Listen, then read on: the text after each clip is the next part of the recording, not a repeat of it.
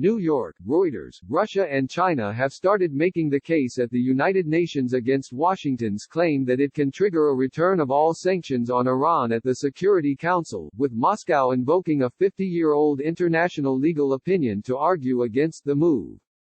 Russian Foreign Minister Sergei Lavrov and the Chinese government's top diplomat, Wang Yi, both wrote to the 15-member council and UN chief Antonio Guterres as the United States threatens to spark a so-called sanctions snapback under the Iran nuclear deal, even though Washington quit the accord in 2018. Lavrov wrote in the May 27 letter, made public this week, that the United States was being ridiculous and irresponsible. This is absolutely unacceptable and serves only to recall the famous English proverb about having one's cake and eating it, Lavrov wrote.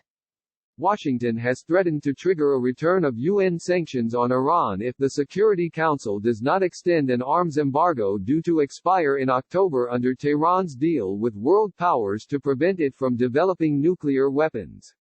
U.S. Ambassador to the UN Kelly Craft said last week that a draft resolution on the embargo would be circulated soon. Council veto powers Russia and China have already signaled they are against reimposing an arms embargo on Iran. If they block the U.S. drafted resolution, then Washington will have to follow through on its sanctions snapback threat. The United States, no longer a participant to the JCPOA nuclear deal after walking away from it, has no right to demand the Security Council invoke a snapback, Wang wrote in his June 7 letter. The 2015 Iran nuclear deal, enshrined in a UN resolution, allows for return of sanctions on Iran, including the arms embargo, if Iran violates the deal. U.S. President Donald Trump quit the deal in 2018, branding the accord from Barack Obama's presidency as the worst deal ever.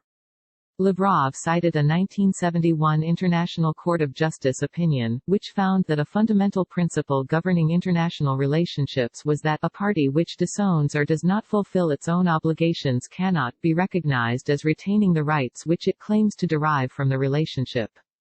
Iran has breached parts of the nuclear deal in response to the U.S. withdrawal and Washington's reimposition of sanctions. The United States argues it can still trigger the sanctions snapback because the 2015 UN resolution still names it as a participant. Diplomats say Washington would likely face a tough, messy battle.